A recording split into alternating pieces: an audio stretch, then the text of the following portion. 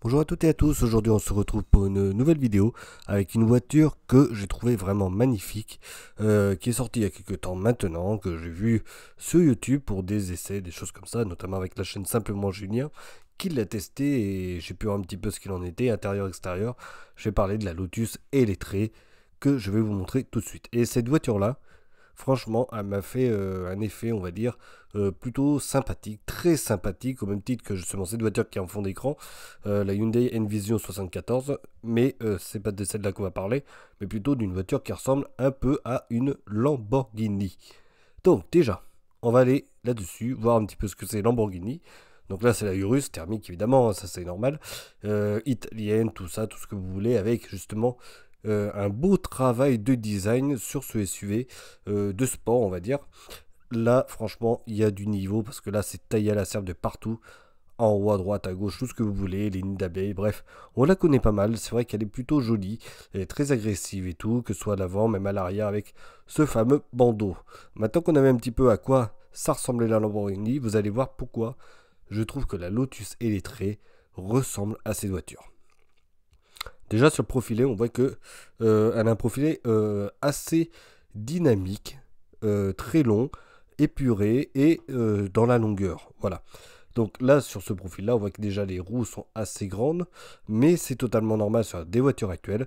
Et sur le reste, ça va encore. Là, on ne voit pas tant que ça, à part que les gens sont assez dessinés. Et on voit que l'arrière ici et l'avant, je montre avec la souris, sont vraiment ont un certain design et un dessin très spécifique. On voit déjà l'arrière. Alors évidemment, c'est pas la Lamborghini Urus, mais on y pense un petit peu, notamment avec ses feux. Alors là, ça taille tout le long, mais ce bandeau-là, on y pense malgré tout, et aussi ces petites ailettes arrière qui me font aussi penser un petit peu à ça. Sinon, mis à part ça, c'est vrai que l'arrière est assez beau, même très très beau, je trouve, là-dessus. Je vous ai pas dit, c'est une électrique, il n'y a pas de pot d'échappement, ne cherchez pas. L'avant, ici, et ben là c'est pareil, à part qu'on n'a pas de nid d'abeille, quoique ici on y pense un peu, mais pour moi ça me fait penser au Lamborghini Urus, dessin magnifique je trouve, qui est très réussi, l'ensemble avec les jantes, ici les portières qui sont un petit peu taillées, ça fait très sport, très agressif aussi, et il faut dire que la voiture, elle envoie beaucoup, beaucoup, beaucoup de puissance. Bon, pour parler un petit peu de puissance, de caractéristiques. Déjà d'une, oui, la voiture, c'est une voiture anglaise, c'est une voiture chinoise. Le dessin est anglais, la construction est totalement chinoise. Voilà, ça c'est dit, maintenant on peut passer à la suite. Donc pour le prix, malheureusement, mais on va comprendre très vite que c'est à peu près normal, on part sur un prix qui commence à partir de 97 890 euros. Et si je prends la version max, la S, elle est à 123 000 euros. Évidemment, toutes sont électriques. Voilà, donc on part sur des performances avec un moteur de 600 chevaux, alors plutôt deux moteurs, totalisant 600 chevaux, 450 kW de puissance, c'est énorme, la batterie pareil, 100 kW, ça donne une autonomie estimée, si on roule normalement, pas comme un fou, de 600 km environ en WLTP, consommation ils disent que c'est 18 kWh au 100, non. Voilà, simplement Julien a fait bien plus, plutôt 25. Voilà, on va dire ce qu'il y a réellement. Ça tombe bien parce que j'ai regardé ces vidéos, donc au moins, voilà. Et parce qu'en fait, je suis en train de lire la fiche technique sur Automobile Propre, et là, c'est la fiche technique du constructeur. Voilà, donc évidemment, on a du combo CCS, alors même si elle consomme, on a quand même une puissance énorme de 355 kW en charge rapide. Il faut savoir que Tesla, c'est 150 ou 200. Voilà, grand max.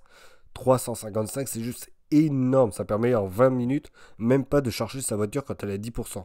C'est inimaginable. Moi, j'ai jamais vu une telle puissance.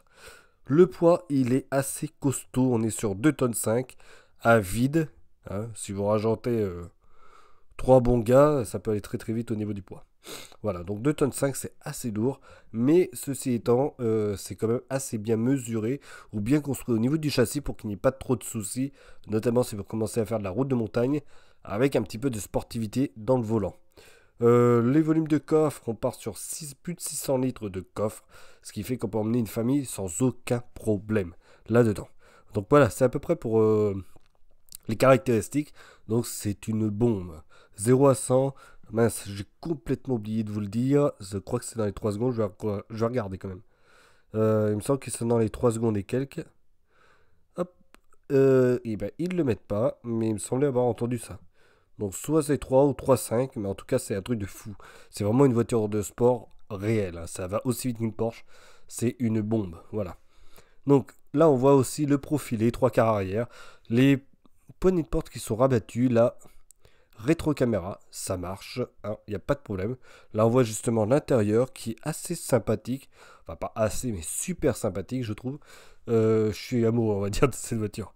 C'est peut-être un SUV, mais il est beau. Franchement, il est beau. Là, ici, alors, il y a des écrans. Alors, ça me fait penser totalement à Tesla. Il n'y a pas à dire. Mais malgré tout, le fait qu'ils aient mis cet écran-là, ici, ça permet de voir la consommation, la vitesse, tout ça, sur un petit écran, comme ça, en longueur, qui est du plus bel effet, je trouve, avec cette casquette, ces casquettes, parce qu'il y a 2 écrans de chaque côté, un pour le conducteur et un pour le passager. Voilà. Ici, on est sur un style un petit peu alcantara. Là, on voit même que les enceintes ressortent totalement. Pour dire, voilà, on est là, on fait du luxe, quoi. Ça, y a pas de souci. Même si c'est construit en Chine, franchement, la qualité, elle est vraiment impeccable. Sur la vidéo de Julien, j'ai vu que lui a remarqué que c'était nickel à l'intérieur. Les matériaux, ils étaient très premium. Et qu'il n'y avait aucun souci là-dessus. Que ce soit sur la pédale, les renfoncements et tout. Apparemment, il n'y a pas vraiment de plastique dur ou quoi que ce soit. C'est vraiment optimum et aux petits oignons. Voilà. En même temps, le prix, il est là. Voilà, faut le dire quand même. Là, on voit un petit peu via l'extérieur la planche de bord qui est vraiment sympa, assez futuriste.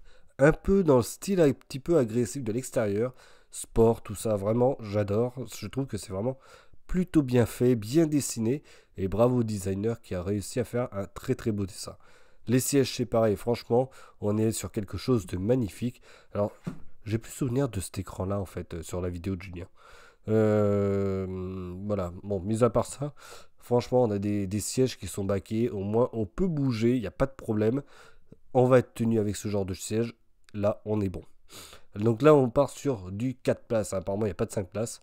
Voilà, parce qu'on voit que ici, c'est quand même assez haut.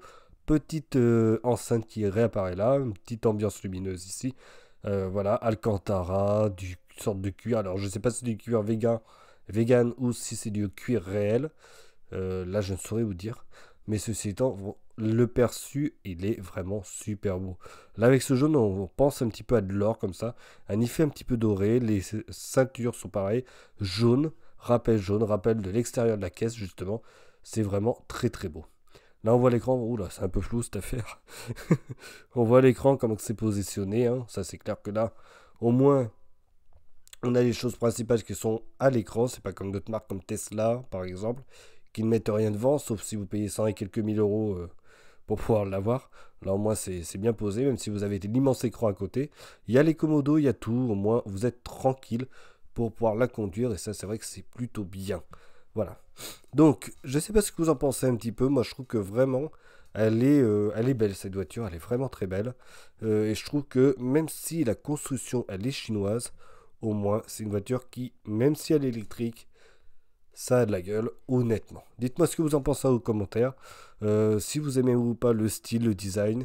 Maintenant, c'est vrai, c'est un gros bébé, extrêmement cher, extrêmement lourd aussi, qui, malgré tout, ne passera pas sur les parkings de certaines villes, notamment à Paris, qui bloquent à 2 tonnes les VE. Voiture électrique, ça veut dire. Donc, après, à voir. Mais quand on passe avec ce genre de voiture, bon, déjà, on est riche, normalement, si tout se passe bien. Mais on va payer une blingue de parking à Paris ou plus tard peut-être dans d'autres villes. Voilà. Sur ce, on se retrouve pour une prochaine vidéo. Dites-moi ce que vous en pensez de cette voiture, la Lotus Eletre, si vous l'aimez ou pas. Bon, évidemment, ce sera pour pas quasiment personne au niveau de la bourse, mais au moins elle a le mérite d'exister et c'est une électrique qui quand même est plutôt belle. Voilà. Allez, à bientôt et à une prochaine vidéo. Salut.